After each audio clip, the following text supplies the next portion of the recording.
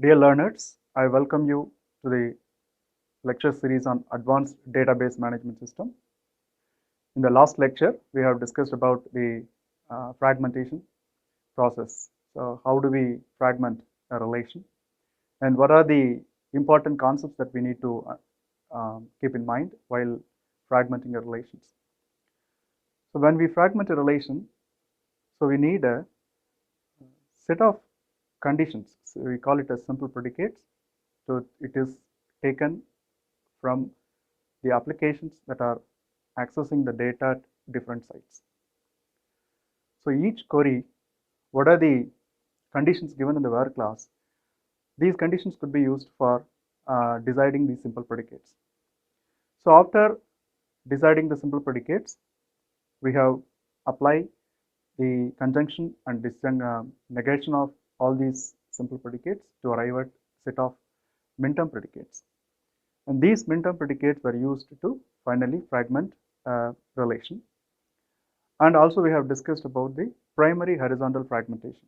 So primary horizontal fragmentation is basically a relation R is taken, and by applying a different min-term fragments, we are going to divide the table horizontally into several fragments. So that we have used the set of min-term predicates to process to find the different set of min-term fragments of the given relation. Now the question is, a database is collection of tables. It's not just one table, it's a collection of tables where each table is related to one another.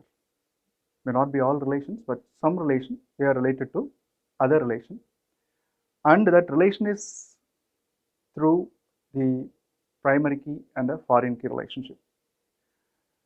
We usually call the primary key table as the parent table, and the foreign key table as the child table.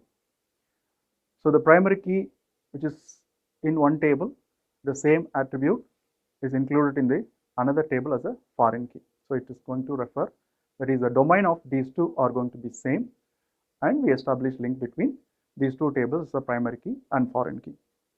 Now the question is, so when we derive, when we go for primary horizontal fragmentation, we consider just one table, and in reality, I cannot fragment all the individual tables using the set of min-term predicates we have derived, set of min-term fragments we have derived.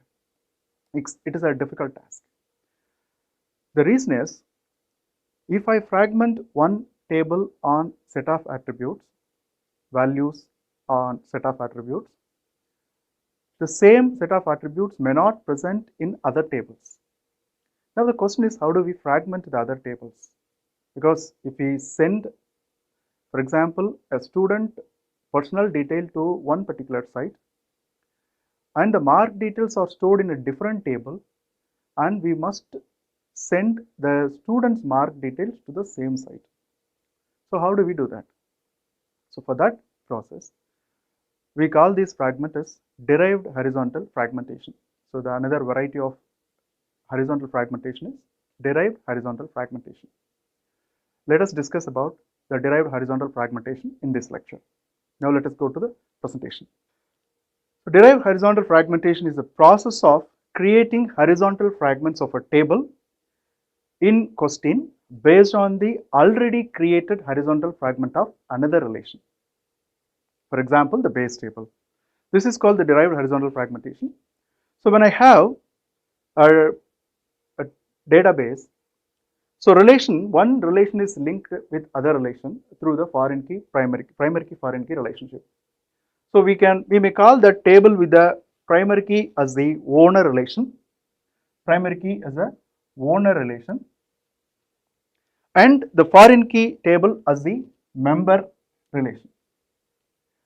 Now there is a link that connects these two tables. So we have a primary key in the owner relation and the foreign key in the member relation. Here, the domain of the primary key attribute of owner table and the foreign key attribute of member table are going to be same. So now the idea is I'm going to fragment one of these tables using primary horizontal fragmentation and the other one using derived horizontal fragmentation. So which is the table? So let us, for example, these two tables, student as well as the grade detail, both the tables are going to share an attribute which is common in domain, of permitted values, the permitted values stored in these two tables. Now we take the primary table, that is the table with the primary key, and we fragment the table using primary horizontal fragmentation. Then we use the fragments, we use the horizontal fragments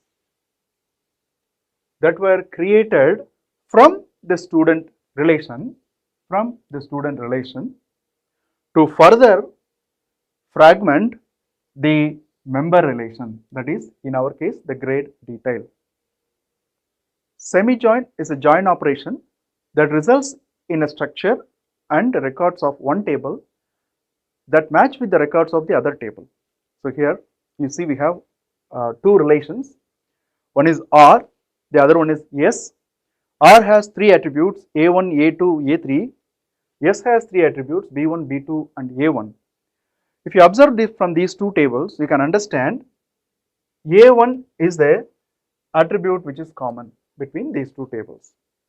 In many cases the name may be same or may be different, but the thing is the domain of this attribute and the domain of A1 in S both are same.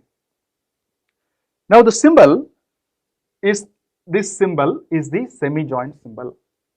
So S semi-join R is equal to, I will get the structure of S alone.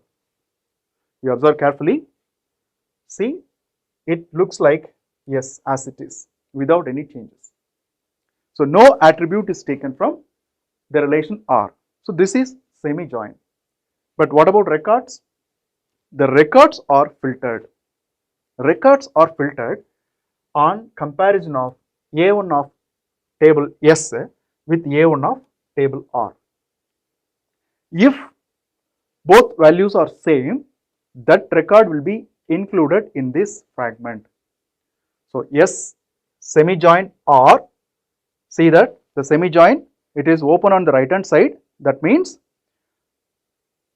we don't take attributes from the right hand side table, we take all attributes from left hand side table. So this results in records of S will be those that have same A1 values in both R and S.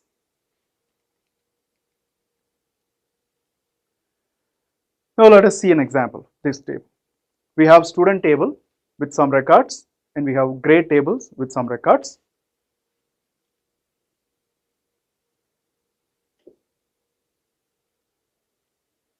Let us assume that the owner relation student is already horizontally fragmented on the campus attribute of student relation, and the values chosen are Chennai, Mumbai, Hyderabad and Delhi. That means we have 4 different sites at each of these locations because we have campuses in these locations. We have a campus in Chennai, we have a campus in Mumbai, Hyderabad and Delhi.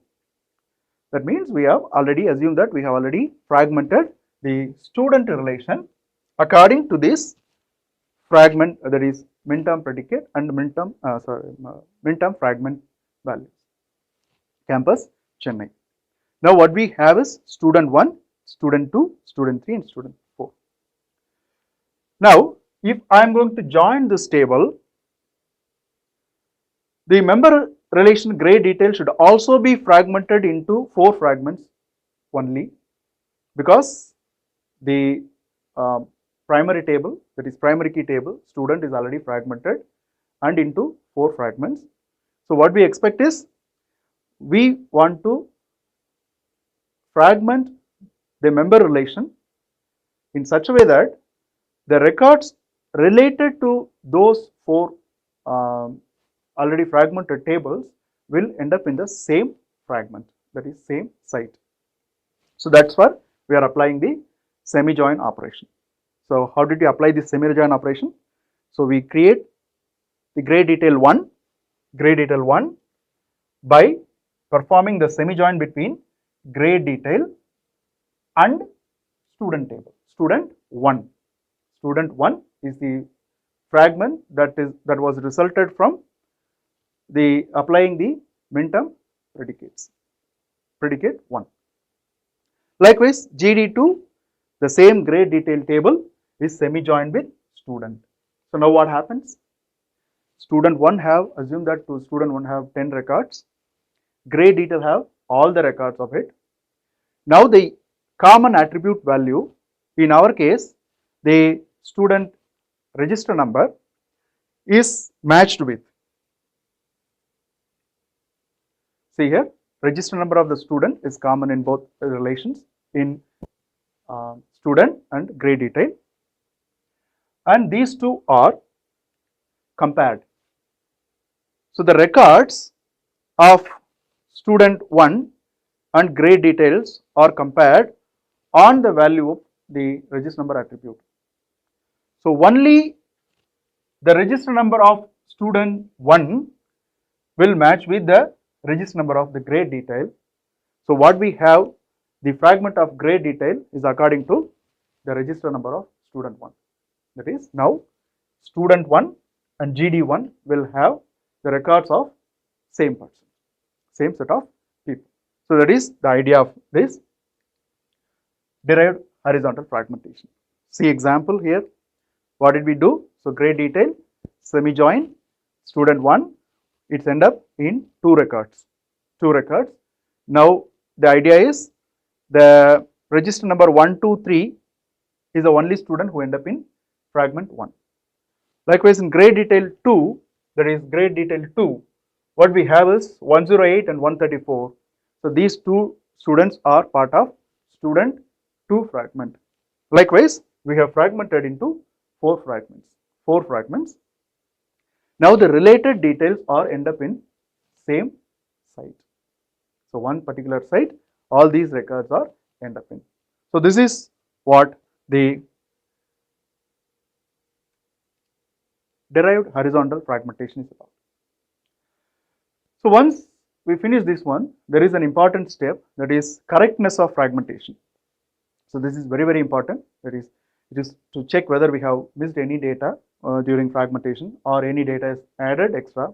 So that we want to be careful about this. So correctness of fragmentation, the first one is our fragmentation is complete or not? So how do we check that? Are we missing any data? So that data should be available. That data of grade detail should present in any one of these fragments. At least it must be part of any one of these fragments. That's what the first rule is about. The second rule, can we reconstruct the original relation from fragments? That is, I perform joining of, that is union of all these fragments, I'll end up in the original grade detail table. And the third condition is, are these fragments disjoint? So disjoint is a property that ensures there is no redundancy exists in a while fragmenting the relation. While fragmenting the relation, we want to be careful about no record should be part of more than one fragment. So that is, we want to find are these fragments or disjoint. So if we perform intersection between all these tables, we will end up in no records are common. Vertical fragmentation. The next concept is vertical fragmentation. So already we have finished with horizontal fragmentation, where we have discussed about 2 varieties. One is about primary horizontal fragmentation, the other one is about derived horizontal fragmentation. Now the next one is vertical fragmentation. So we are going to discuss about a little bit about vertical fragmentation, not too much about this. So vertical fragmentation is a way of decomposing a table into 2 or more tables. It's a way of decomposing a table into 2 or more tables. Why do you want to do that? In some cases, we have a big table. The big table, not all the columns of this big table, not all the attributes of this big table is needed in all the different sites that we have in a distributed database system. We may have something like one portion of this table is interested in all the sites. One portion may be very much interest to only one particular site. That is, in such case, I want to fragment my table vertically so that I can place the part which is common for all in one location, which is unique for each site at each different sites. That is what we want to do. That is why we use vertical fragmentation. And it is just like the process of vertical fragmentation, that is decomposition.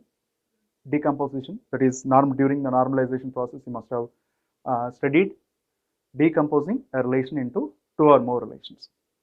So the schema of original relation R, that is the structure of relation R, is split vertically with respect to attributes into several smaller schemas. Now, all schemas, one property is all schemas must contain a common candidate key to ensure lossless join property. Lossless join property, what is that? So during the decomposition, we are going to break a table in such way that we want to retain the losslessness property. That is, the reason why I break my table is to use it differently. So the ways are, I may use the fragment, that is one fragment alone, or I want to join these two relations back to get the original relations also. So there are different requirements. So that we must ensure the lossless join property. That means I broke my relation into two or more relations. So when I perform join operation between these fragmented relation, I must end up in original relation without losing any information. That is what the lossless join property is all about. See an example here. There is a customer relation with a schema customer ID, name, gender, address, DOB and contact. Now we want to fragment this relation vertically. That means customer ID attribute, name attribute, contact attribute into one fragment, and in another fragment gender, address and DOB. Gender, address and DOB we want to break into separate relation. The reason would be like this gender, address and DOB may not be frequently accessed by the applications. On the other hand, customer ID, name and contact may be accessed frequently, so that we want to place it in different locations according to our requirement, application requirement. Now when I break this table, I cannot get the original relations back. So what is necessary is there should be a common candidate key. So what we have is here the customer ID is taken, which is the primary key of the table. This table is taken into both the fragmented relations.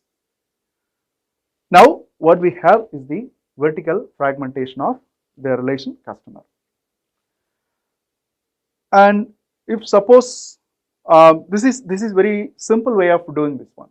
I just want to break my relations to two or more relations, and it is based on the applications that are trying to access frequently.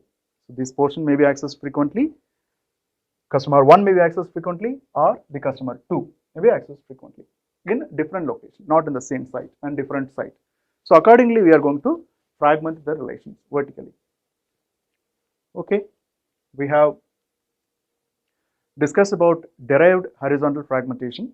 The purpose of derived horizontal fragmentation is to fragment the entire database, and we want to break other relations with respect to already fragmented tables, so that all the related data will be ending up in one particular site.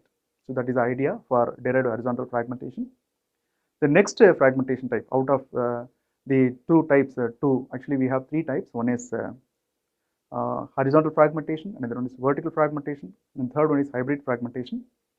So vertical fragmentation is about decomposing a relation into two or more relations with respect to the attributes. We just vertically divide the table into more fragments. That is based on the requirement. And the final one is the hybrid version, is the combination of these two ideas. So either I can vertically fragment my relation, and one of these fragment may be horizontally fragmented, or the other way. I may horizontally fragment one relation, and one of these horizontal fragment relation or all of the horizontal fragmented relation may be further divided vertically for further process. So this is the very basic step in the distributed database management to decide and place the data in different sites according to the applications that are trying to access these data frequently. So we'll discuss about the transaction processing in the next lecture. Thank you.